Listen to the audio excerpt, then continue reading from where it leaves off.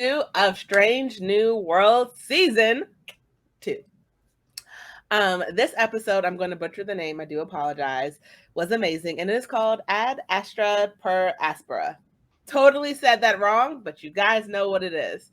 And in this episode, we get our long-awaited results of number one having to do her court martial, along with a possible imprisonment and a dishonorable dismissal from Starfleet, all because she hid who she was on her application. And then we get to meet a old friend of hers, who's also an Illyrian, who's a lawyer, who's a badass from her childhood, and how her argument opens up a world within Starfleet that, maybe didn't think of. So let's go ahead and talk about it. Moneca, what are your initial thoughts? So I love the underlined message. The courtroom uniforms were on point. And as you stated, the lawyer is amazing. I'm looking forward to talking about her more, especially her blue suits. Those were power suits. Love them, love them, love them. However, the first time I watched this, I have to admit, I fell asleep because I felt like it was more Law and Order meets Star Trek. And it didn't have as much action and drama. There was so much drama. I'm sorry, your initial reactions, Mom, Andrea. But the second time through, it grew on me a whole lot more. And also, I really like Adventures to Strange New Worlds, and it didn't really have that for me because I saw Pike venture to the Illyrian planet in the nebula in episode 1, which they cut out and moved over here. So it wasn't new shocking stuff. So I missed the Adventures to a Strange New Planet, but I really appreciate the courtroom scene and some closure to Yuna's case. What about you? What did you think about the episode? I loved this episode. I actually went in thinking I was going to hate this episode. I was just like, oh God, is this going to be boring? I don't know, what's going to happen? Am I going to feel things? I don't want to feel things. I have a lady crush on this lawyer. I was just from the moment she was visible on my screen, I was like, oh, I'm going to like this episode. Because I love the way that she carried herself. I love the sureness about her. I love just how she ran the room. No one ran it. If she was in the room, she was the focus. I loved everything about this episode. I love a long con. And this episode reminded me of this movie from a couple years old. But I love a long con where at the end you start seeing how the person put all the pieces together in the very beginning and how everything fits in the final scene. You're just oh, so you weren't just throwing her under the bus. You had a whole plan, and the plan fell into place. And I love those movies. I love those TV shows. And so I literally, not figuratively, literally jumped up when it all clicked into place. I was like, that's my girl. I have a girl crush now, people, on a fictional character. So, I'm joining the masses. But basically, as we stated, this episode is about Una's history. It's about her. We see glimpses of her childhood.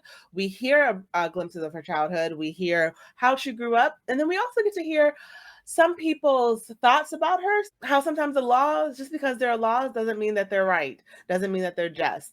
Because as I stated earlier, it starts off with Una's childhood, then it cuts to different people on the Discovery talking about pros and cons of what's happening. We are trying to figure out what La'an is trying to do with Uhura. We're trying to figure out what's Pike's motive. Do we still trust this admiral? There's a lot of power plays and political backtalk in this episode as well. And in the end, after everything is discussed, as we'll go into further as we do our deeper dive into our favorite parts of this episode, number one is let off. She is found not guilty. And I cannot wait to discuss how that part came about. So let's go into our deeper dives. Moneca, what was your favorite? What's the first thing you want to speak about this episode? Well, the actress that played the lawyer, Yeti Devadaki, and she is amazing. So she was in American Gods, and I know that she's also really on this big quest to become the next Storm in Marvel. Oh, so, she can do it. She Yes. can do it. She's also one of the first actresses in Strange New Worlds that I've seen here that I wanted to instantly follow on Instagram. Like her presence, as you stated, her acting, like I want more of her. I don't know how they can bring her character back more for more adventures with the Illyrians, but I want to know more. I want to know about her childhood with Una, and I'm captivated by her. And once again, her power suits were just amazing to me. The stitching on it, the dramatic like flair. It was still feminine, but like powerful. And It said, look at me, not because I'm hot, because I am, but because I'm in charge. So when I say I have a lady crush, like this woman is going to be my fictional wife. Like, because one, I loved her assistant. I love that her assistant didn't give in until like literally Pike had to seriously like just sort of manipulate them to let her in. She was not going to just see him just because Una needed her help. We also know that she has a hatred of Starfleet. And what I also like about her is that she wasn't just thinking about Una when she took this case, which outside looking in, it could almost seem somewhat selfish to take this case as a stepping stone or as a platform. But for me, as a person of color, watching another person of color take something and use it for the betterment of everyone and not just oneself, this episode was eye-opening in a way that sometimes we see how people are made examples of, and sometimes you got to use those examples to speak a higher truth. This was a chance for all Illyrians to possibly given a free, like to stop being exiled from Starfleet. And I like that she sort of had to force Una to understand this is bigger than you. Like you may think you're one of them and you want to be a part of them, but you're not. And they're telling you to your face, you're not one of them. So why should I not use this? Why should she not use this time to try and make a better world for all Illyrians, not just one Illyrian? And if I'm saying the name of the planet wrong, I do apologize, people. But just, pray for me. And so I really liked that her focus wasn't just on I'm going to save my friend. It was on Starfleet. This may be a law, but there's so many other things that were laws that were also unjust. Slavery was legal. Apartheid was legal. Discriminating on a race, gender, religion was legal. And that's like in her opening statement. So she's like, yeah, you're right. Not everything that was done in the past, right, just even though it was legal. So I loved her for that, for the fact that she was like, I'm not gonna be small on this one. I'm gonna work to get you off, but at the same time, I'm gonna work to make this a better world for everyone, not just you. And I love that was her mindset, because initial thought was, oh, that's selfish, but at the same time, it's like, actually, it's not. Like, Una, you got to be in Starfleet, but how many more little girls want to be in Starfleet? This is bigger than just you. Like, at this point, I'm sorry, Una, you may not want to, but you're speaking for your people. So you gotta play the game. Right. This was a true civil rights case here. Yes. And then it helped to make the connection about future Star Trek episodes that take place we've already seen in Deep Space Nine and others, in which there's other uses of augment technology and tests. But in this case, Una had, I think, subconsciously had laid the groundwork so that she could apply and get amnesty. And the funny thing is that she didn't know that was a plan right. She didn't know that was her lawyer's plan. And I love that the lawyer I love that her lawyer played her. Neera, I love that Neera played Una to get the outcome that was best for Una. Right. Right. She was the smartest one in the room, and they didn't even know it. Yes. It's disappointing, I can imagine, for a lawyer when your client doesn't give you all the information, because you're not going to share that information earlier, but it helps with the story for sure to unveil that at the end. Thing is, I think she knew the story. So yes, to your point, when clients don't tell the lawyers everything, that does suck. But for her, I think they were childhood friends. I think she knew, at least from her I feel like she knew there was a story. Yes, but she didn't tell her lawyer that Yeah. she ratted herself out, that she told the Yeah. Federation.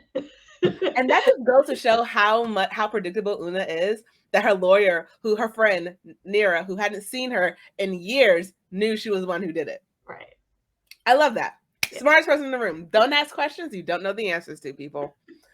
By the way, I really appreciate the fact that Pike went and found a new attorney, because the attorney that Starfleet assigned to her was not an advocate. He was totally on Starfleet's side.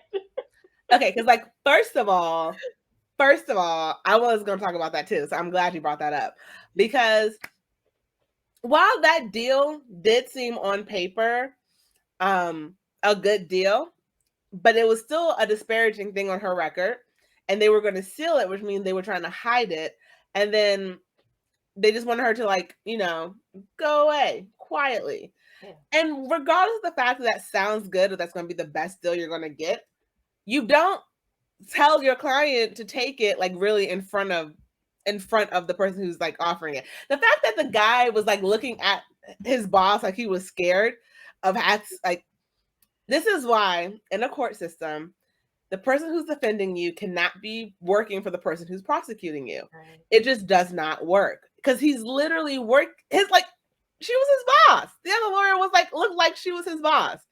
And Una was like, shouldn't we table this conversation for, you know, when we're alone?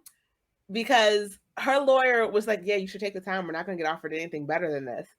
Yeah, you don't just throw away your hand, dude.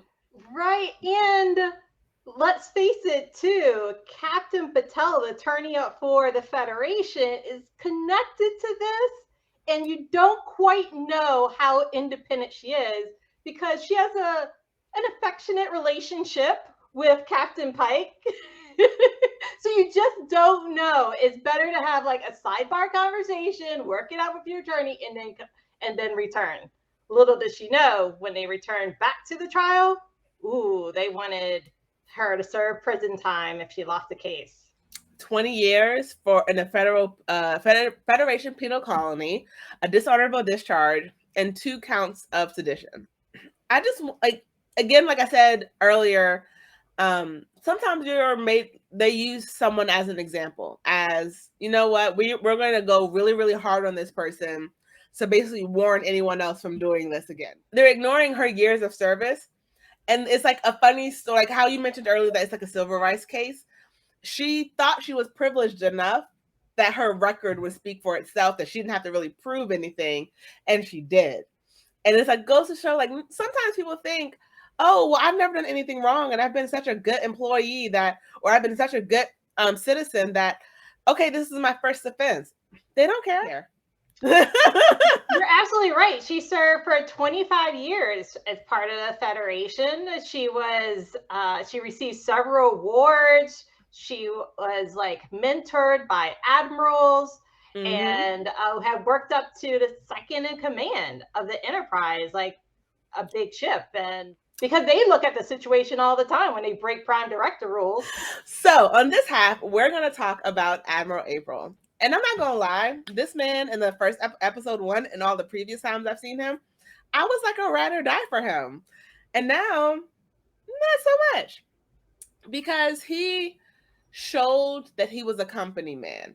And that's not necessarily always a bad thing, but sometimes if I know you won't have my back, you only have my back up to a certain point, I can't ride or die for you anymore, because that means you're not going to ride or die for me. And this came to a head when he was being interviewed by Neera. And it came out that the reason Una is on trial, quote unquote, to go back or quit, you know, is because she lied on her form and did not disclose that she was Illyrian. And she broke the law. She broke the rule. And so Neera's like, but haven't you broken the rule before? Haven't you broken the Prime Directive multiple times when it suited you? And for each one, he had an excuse of it was different for that. It was because of X, Y, and Z, or because of this, or because of that. There was always a reason for why he was able to break the rules. And it was okay. But now that Una's breaking a rule, It's not okay. This even can even be said from episode 1. Spock broke a rule, a huge rule, and he was quote unquote okay. So it's very telling, because we see that it gets under Admiral April's under his skin, and he straight up says, "You know what? If I had known she was Illyrian when she applied, I would not have approved her."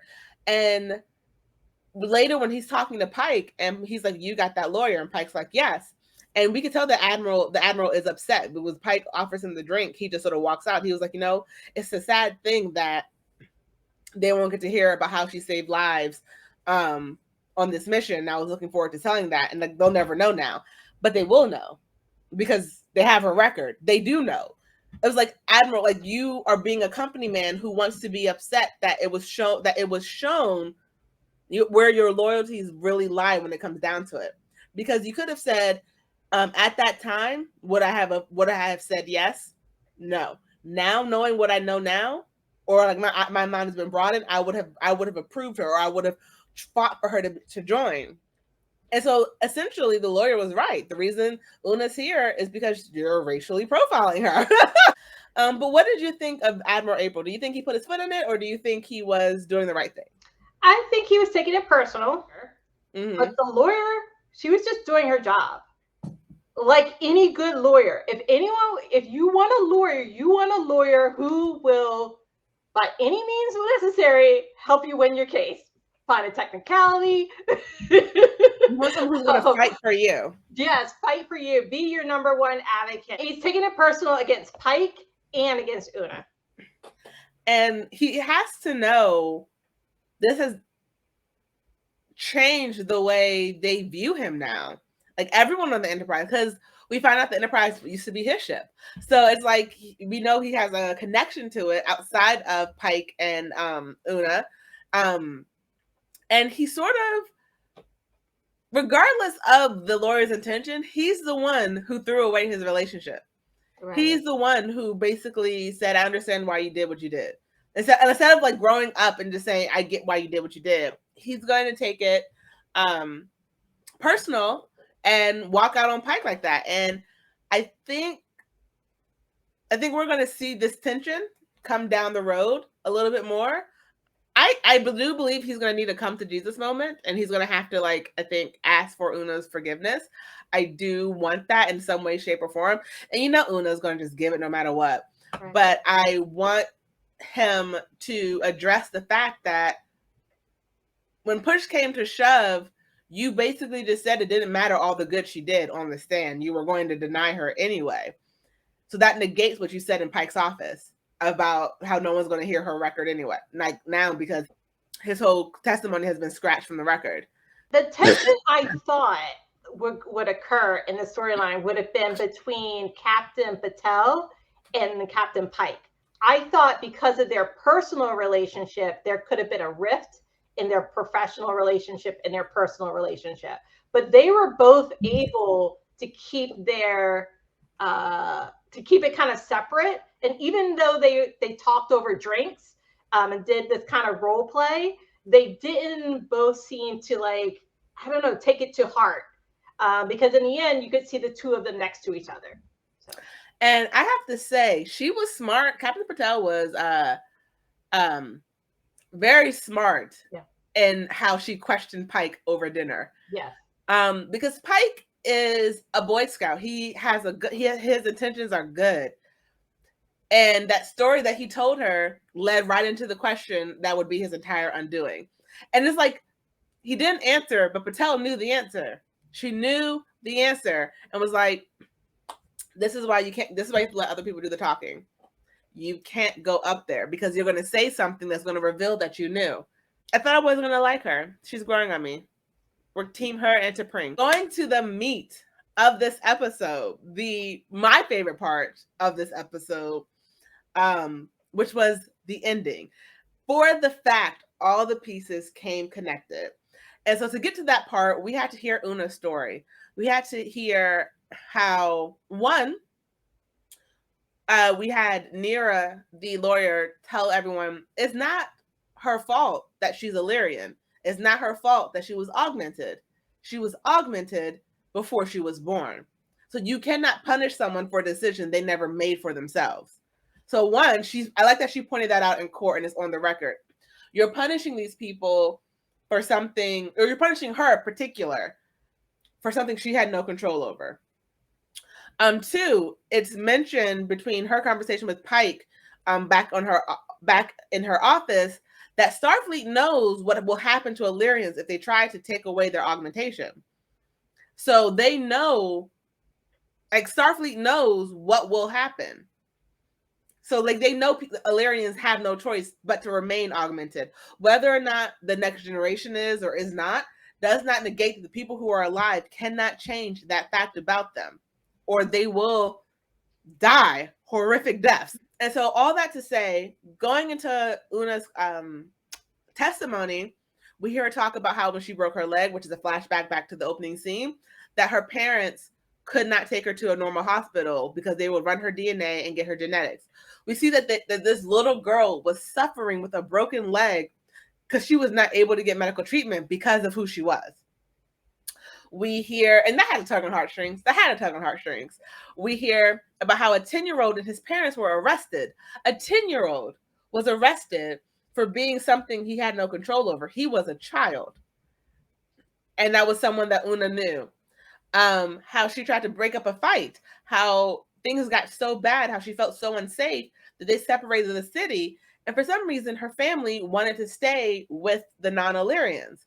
And that has to go to show there is some internalized conflict that we even see Neera speak to La'an about it, that it's not your fault that you feel this way. Other people have made you hate yourself, and now you just think you should.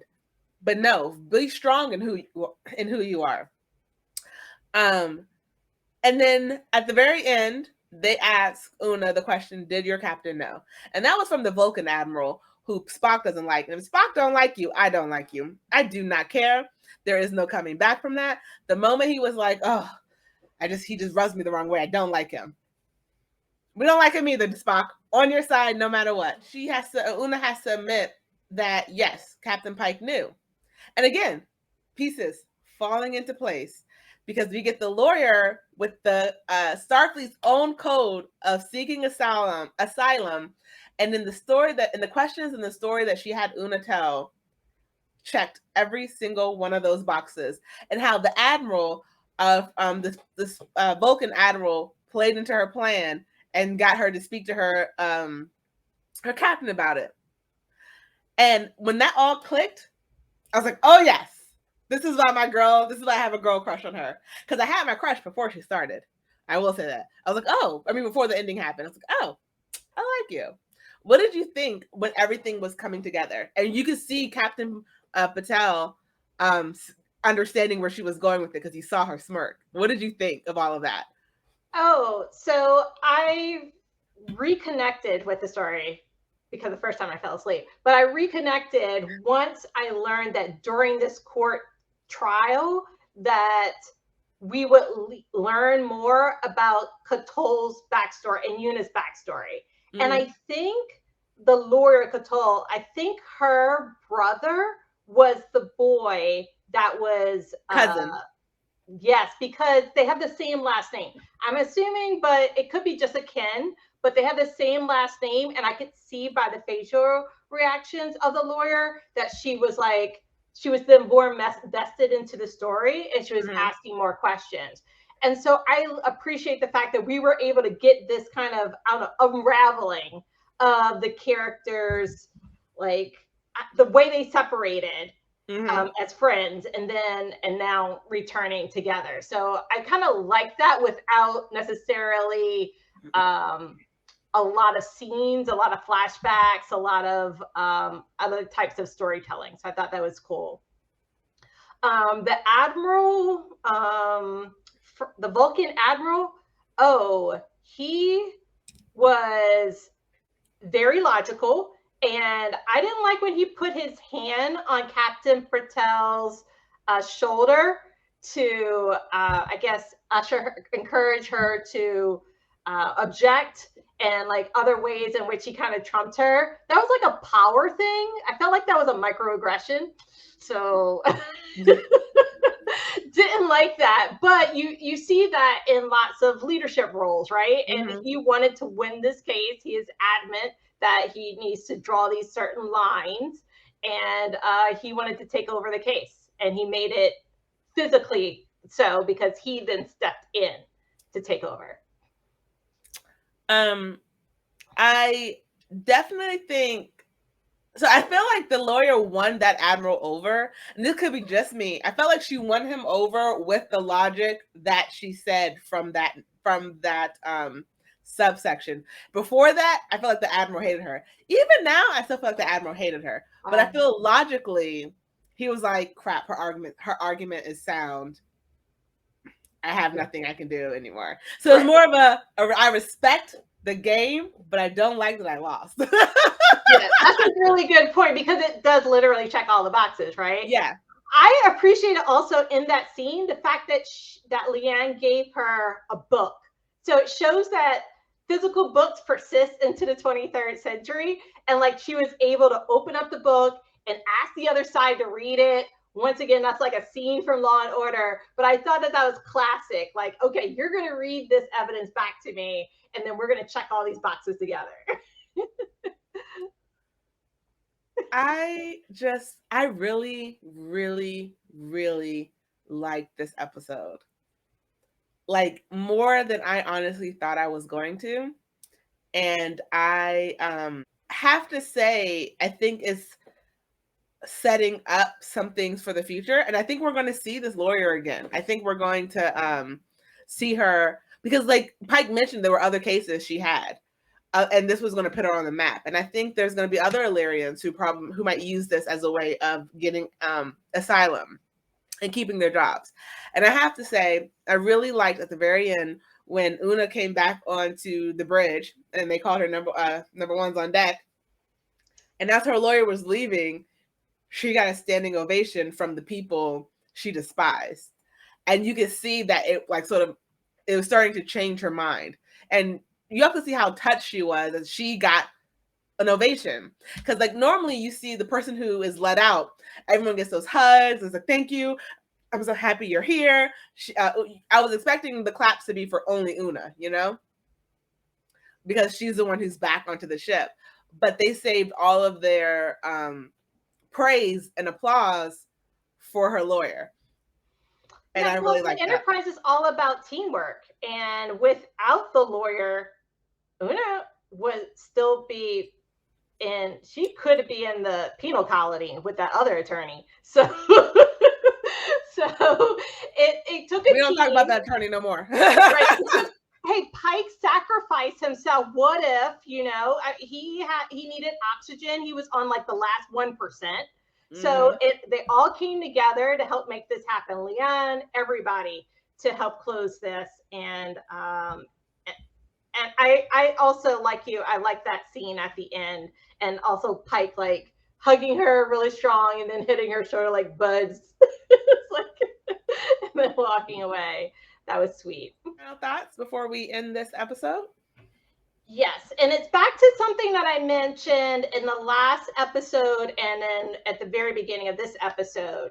So typically there's an A story and a B story, and this episode didn't really have a B story. Mm-hmm. So it followed the court case throughout, which made it a little slow. If there was a time in which I don't know. For me, of course, I'm talking about me. Okay, so if somehow they better balanced it so that there was another activity that we could also that had some more action, it would have better balanced for me. And I think that may have been the reason why like Pike's introduction to the attorney occurred last week, in which there was an A and a B story. But then they scratched that. And I know I need to move on mentally. It's just that's what was my first impression of this series. And I really like when they have two stories going on together and then they kind of like unite at the end and then there's an overarching. So I agree with you. I think we're going to see more about the augmentations. And perhaps Nurse Chapel and Mabanga, Dr. Mabanga, I think they took an augmentation. They took some sort of steroids, some sort of special green juice to make them even more powerful. Whether that's considered in checks this box or not for augmentation, we'll find out. But Leanne is definitely augmented as part of her genes from the Khan family. So we'll see how that also comes into play here. And she's also like overcoming the darkness of her ancestors. So looking forward to see that. Hopefully we'll see the Gorns again and the Klingons. I do have one final thought. And I don't know how to say it, and I hope it comes off. I hope it doesn't come off wrong.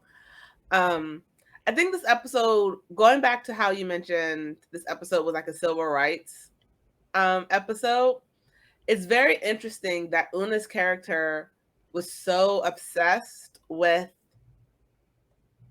being in Starfleet that like she erased exactly everything who she was. And we see that in society sometimes where people are so obsessed with being a part of the 1% or being part of some other culture or being a part of some other organization that they sort of like redo everything about themselves to fit in. And I like that they're almost calling that out in this episode. Maybe it was just me who saw it like that, but I guess I really connected to her like single focus of like they should have saw my years of service and said I was okay with it, and Neera being the one saying you're still Illyrian, honey.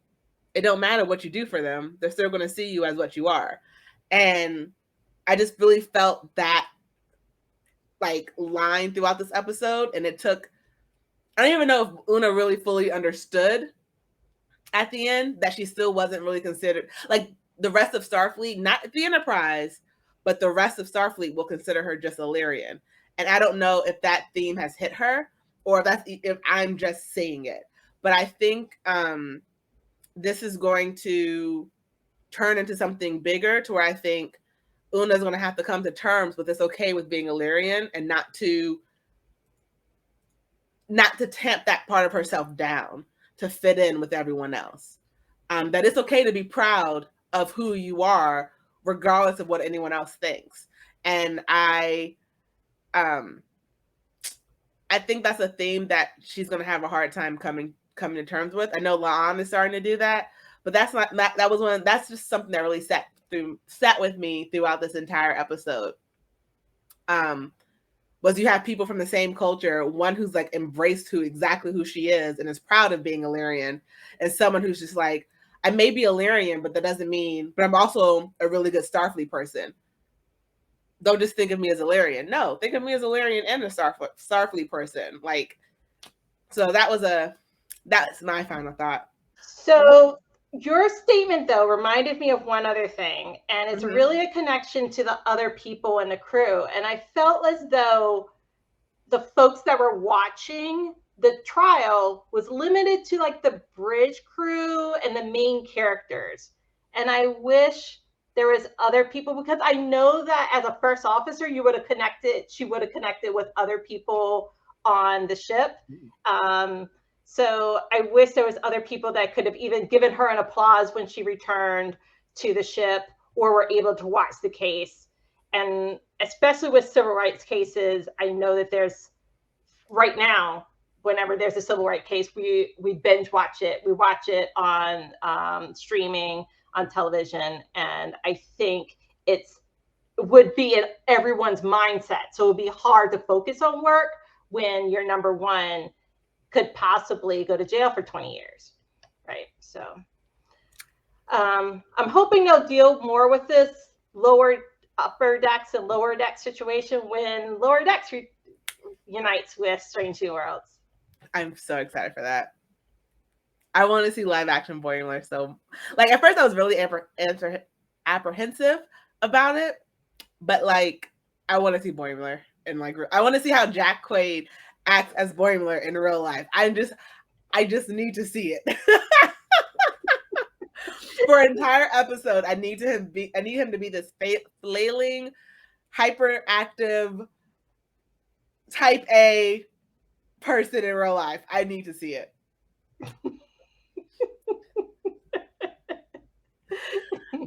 But I think that is the end of this episode. Thank you guys for listening. And as always, I'm Andrea. And I'm Moneca. And live long and and prosper. prosper.